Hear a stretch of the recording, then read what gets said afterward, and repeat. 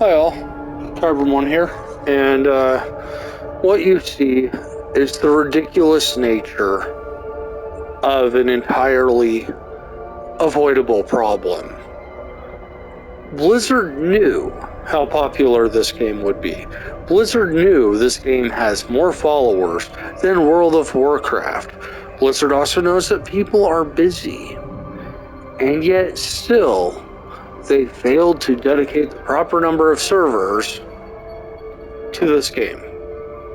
I realize that it's a beta, but at the same time, Blizzard did too. This has been Blizzard's most anticipated game yet, despite everything that they have been through. And unfortunately, when you have stuff to do, you gotta log off the game. And when you come back, you barely have time to play after waiting forever to get back in.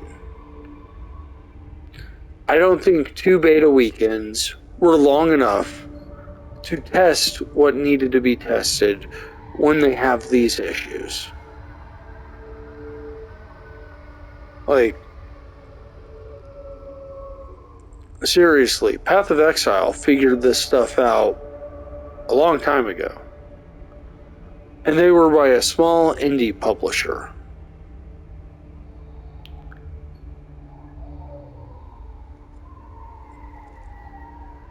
I've loved action RPGs since Diablo 2. I actually played the first Diablo after Diablo 2. And boy, was that slow and clunky. But let me tell you what, the atmosphere is what kept me going. And I'll tell you something else. The atmosphere in Diablo 4 is fantastic. Absolutely fantastic. I have had none of the distaste that I had when Diablo 3 first launched. And a lot of the distaste for Diablo 3 was that it felt very much like Dungeons and Dragons 4th edition.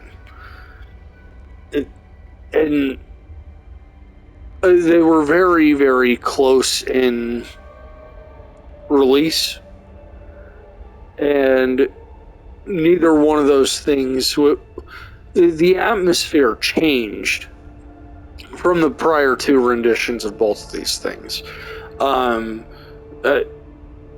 Dungeons and Dragons 3rd edition and 3.5, the core books were amazing, and Diablo 2 had some tie-ins to D&D. That's why I bring this up.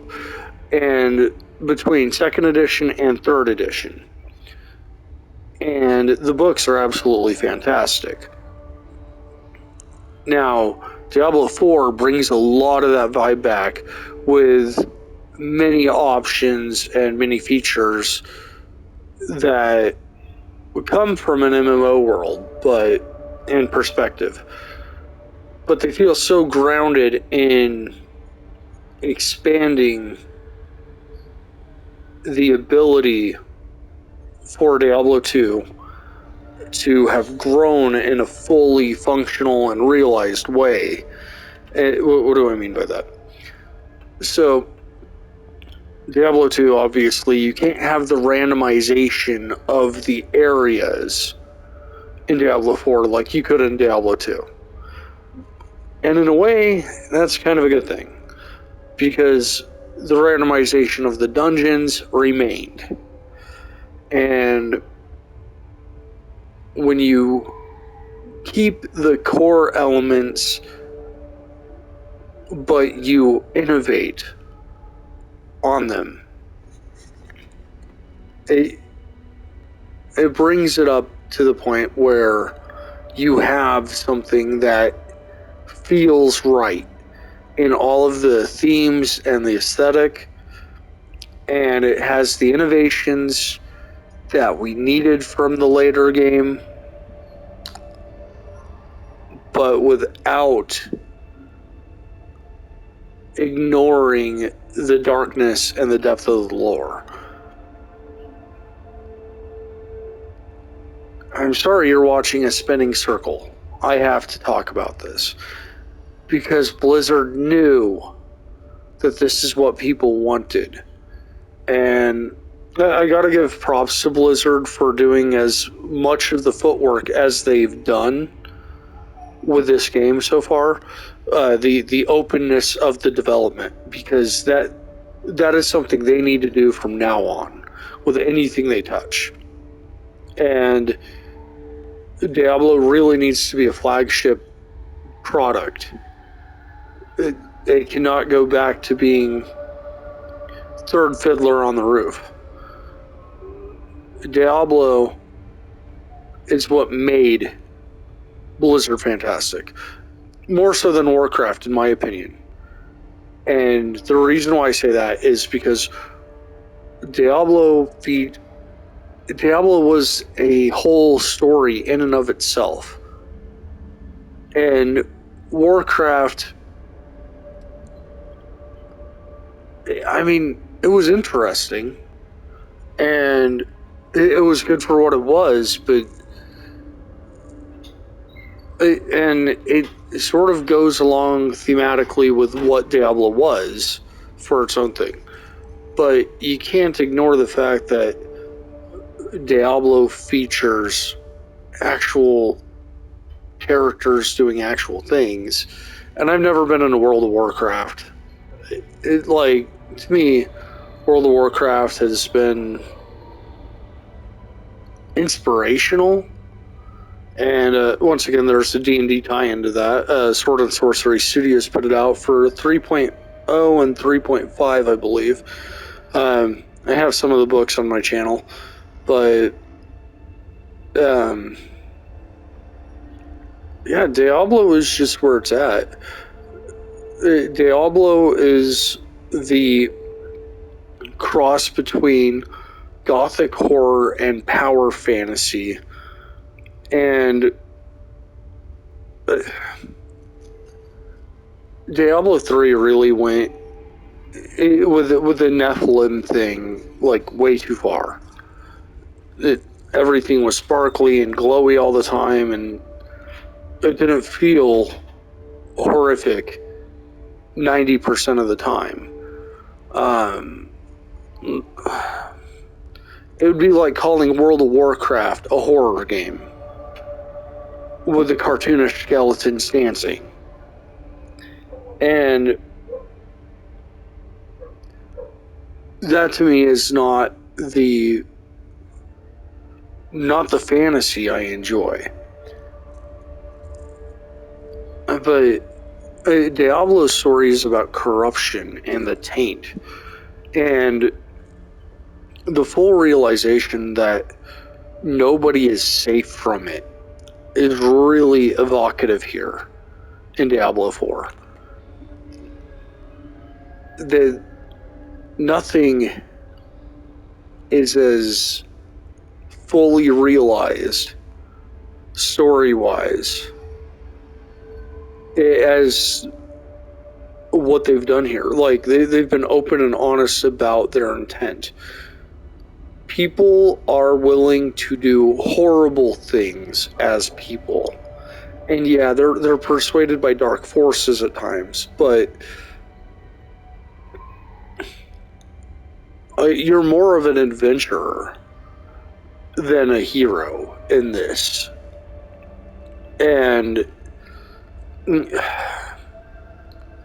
if anything, I think it's more of Dungeon Crawl Classics mentality rather than 5th edition's mentality, or 4th or 5th edition of D&D. Because you were surviving. That's what you were doing. The scaling of character levels is evocative of that. Because as you grow more powerful and get more capable, so do the enemies. And in a way, like when you're making progress in Bloodborne, another favorite of mine, There's just a very thematic sense that you don't get far enough in anything you do to make you truly overpowered. If when you're there for the lore, like, if you have Twitch reactions, if you meta build, like, I suppose the game could be a lot easier. But Diablo 4 really hits that sweet spot of being a competent individual in a very dark world.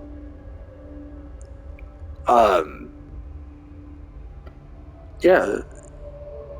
And it takes way too long to get into. Also, I gotta give them props on everybody that's done anything on this game. Like, the music is honestly really good. Like, honestly, it's far more atmospheric than Diablo 2's. And I don't know how they pulled that off. It almost reminds me of Alien. It has some elements in it that are just subtle, and honestly, Alien is a very, very good comparison for a lot of the feeling. Like, when you're dropped into this world, you're alone, it's dark, and oh man, this is what I wanted Scorn to be, in a sense. Like, the atmosphere of this, the interactive capabilities in this. And I don't mean that Scorn should be an action RPG like Diablo 4.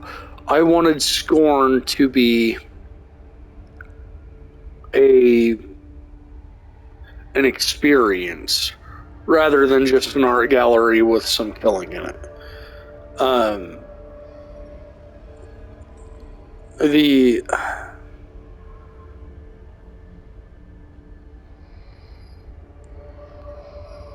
Just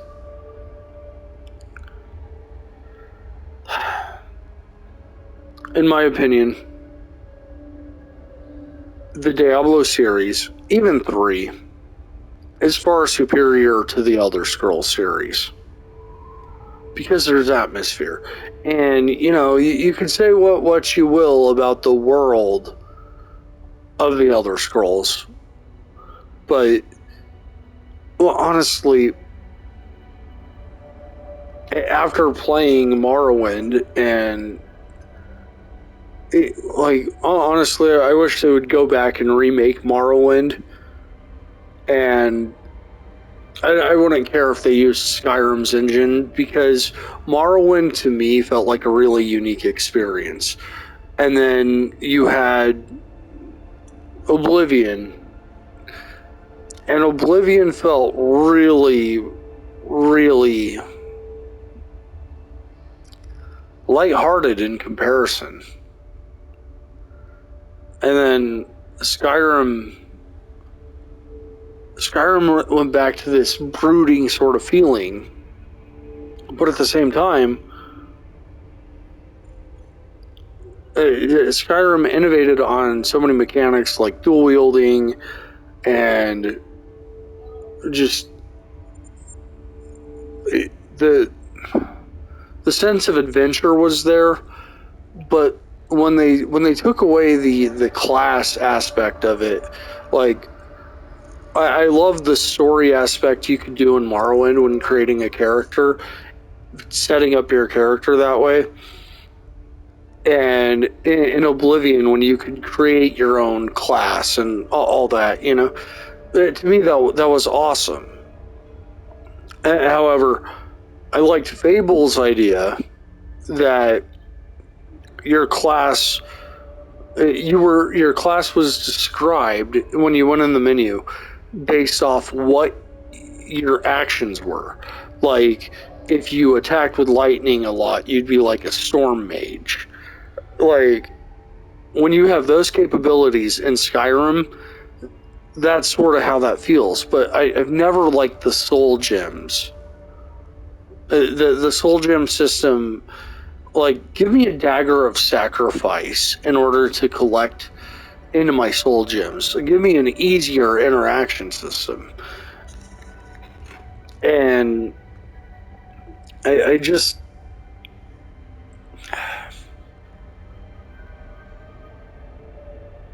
I don't know. Like, Fallout 4 was an okay experience, but I really loved the glowing sea. The glowing sea was my favorite part of that whole experience, and I'm glad it was in the base game, because being able to build up a character and go wading into the glowing sea was one of the most gratifying experiences I've had in that. And it was the fact that you knew you had to be at a certain level and you had to have certain abilities, and you had to be able to resist the actual environment in a way that was never explored in that level of danger before. And unfortunately, the glowing sea really reminded me of Diablo 3. Or should I say Diablo 3 really reminded me of the glowing sea, because graphically,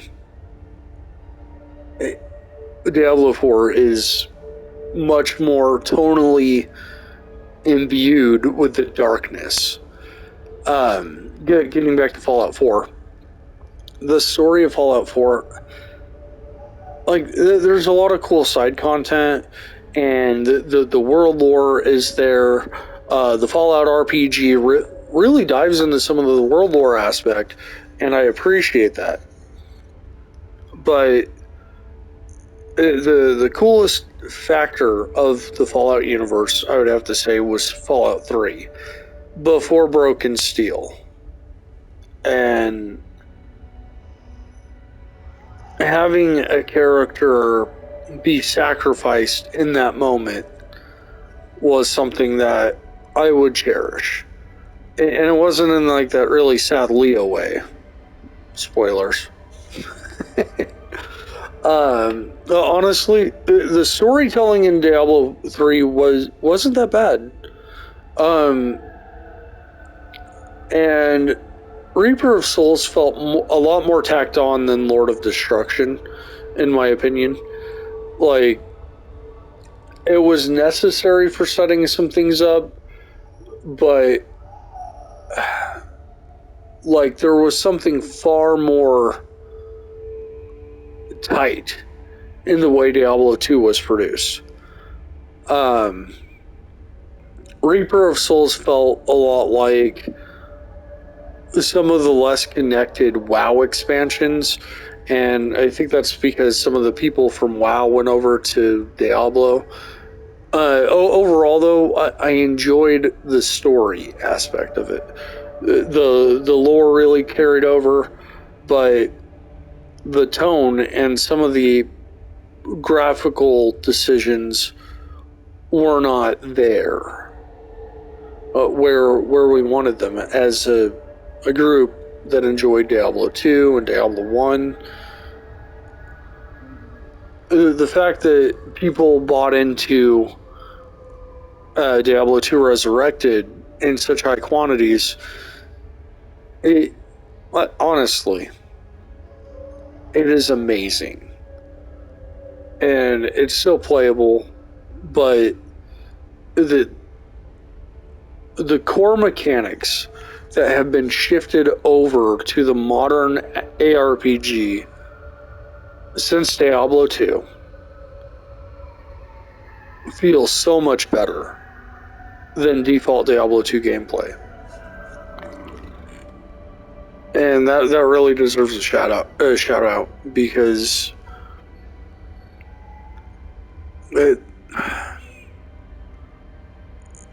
Reaper of Souls had that stupid health potion cooldown thing, where I understand why you need a cooldown for the health potion, and they retained some of it in Diablo 4 here so far, at least the open beta, but the health potion itself was infinite in Diablo 3, and that felt, or Diablo 3 Reaper of Souls, or if you got it on PS4 or Xbox Ultimate Edition. Just, there were a lot of decisions made that changed how Diablo felt. And I think this new health potion system they have now is honestly superior to the one in Diablo 2. It's definitely far superior to Diablo 3 Reaper of Souls, because the health globe thing to me didn't make much sense. But the fact that you have a consumable laying on the ground and your pack can only hold so many really brings me back to the original Dragonware, or, well, Dragon Quest in Japan, but now it's Dragon Quest again, where you can only hold so many herbs in your pouch, and that, to me, what was paramount to a survival experience.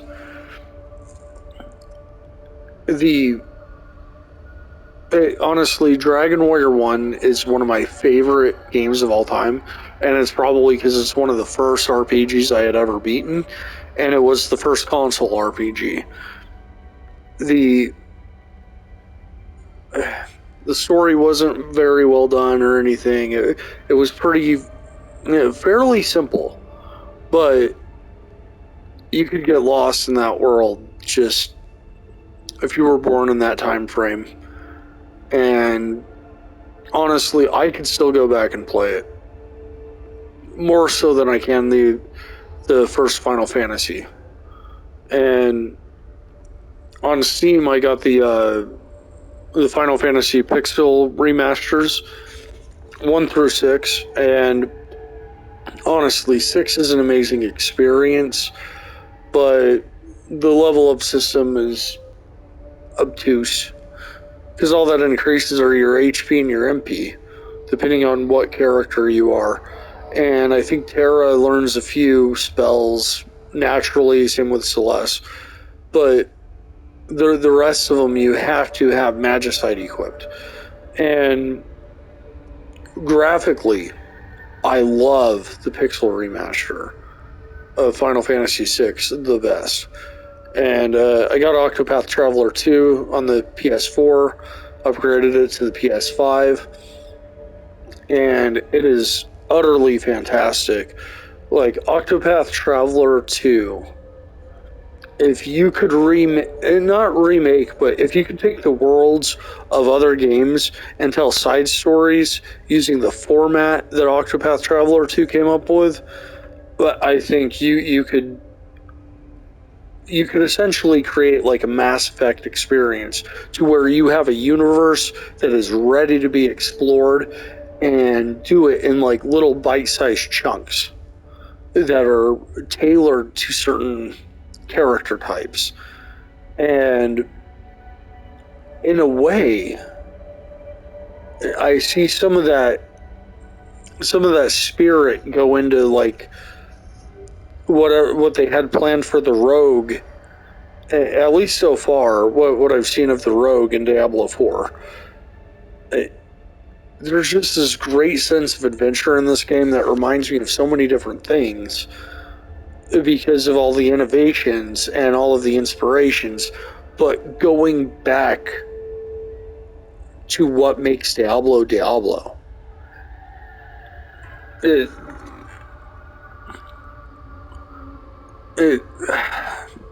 When you're watching the dev documentary where they're showing the hit animation effects and how that works, yes, that makes a lot more sense than the roll system that they had for Diablo 1 and 2, where you would roll the hit. But they added the dodge mechanic in there and some other stuff.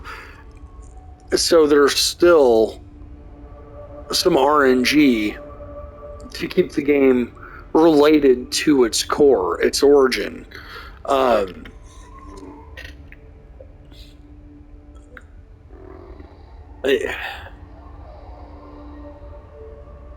There is absolutely no doubt in my mind that if they treat Diablo IV how Grinding Gear Games treated Path of Exile, they have something. Don't Fortnite this. Do not Fortnite this. Okay? I want to be able to buy extra stash tabs with real money and in-game money, right? I want new mechanics on a seasonal basis, and they have to be tested like in the Path of Exile sense, where if they're not good enough, they are stripped out. That would make sense to me.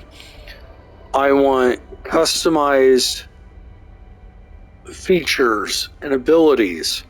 So instead of choosing one of the Y junctions and being locked into that, if I could unlock the toggle for that instead, keep that aspect like Diablo 3. Like, yes, I invest in the core ability, I invest in its upgrade, and then I get a toggle. That's what I want. Instead of how, there's so many things that could be improved. Because Diablo 3, one of the things I liked about it is I could switch up my build. And that's not necessarily what I want to be what I want to be forced to do, but at the same time, having toggle abilities, I think, are so essential for player freedom and choice. I mean, the Necromancer already has toggle abilities in its Book of the Dead. That's awesome to me. I want there to be a level of power fantasy that already exists in the game. And I want the barbarian to feel like he's a competent warrior. I had watched Asmongold and a couple others describe their feelings on this. But ultimately, I want this game to use mechanics based on the lore that exists in the world. I don't mind a lot of these add-ons that they've done for quality of life. Another great thing to pull off would be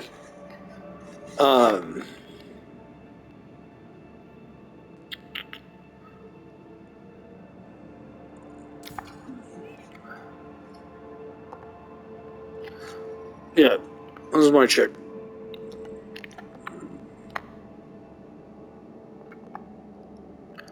Okay, starting game pending. Okay, so yeah, this is the first time I've logged in. I had to go run an errand, and unfortunately, that's what I was most upset about. But graphically, this looks super good. I adore what's going on, and yeah. So I'm on a quest right now. I have equipment that allows me to double dash. Yeah, check that out. Boom! I'm feeling awesome. It's locked. Yeah, there's just many things to this game that feel right. We'll be pleased. Yeah, I don't get that. Anyways, well, I'm gonna sign out of making this video now. I hope you guys... Yeah. I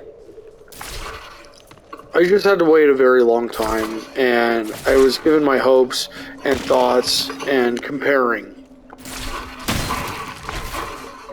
experiences. Anyways, but I don't want to get involved in combat and run out of... Oh, there we are. Okay. Like, I went with the Arcane Lash or whatever. It's a cool ability.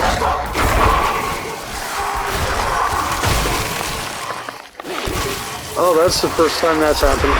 Okay. Anyways, I will talk to y'all later. Have a good day. I'm signing off. Bye.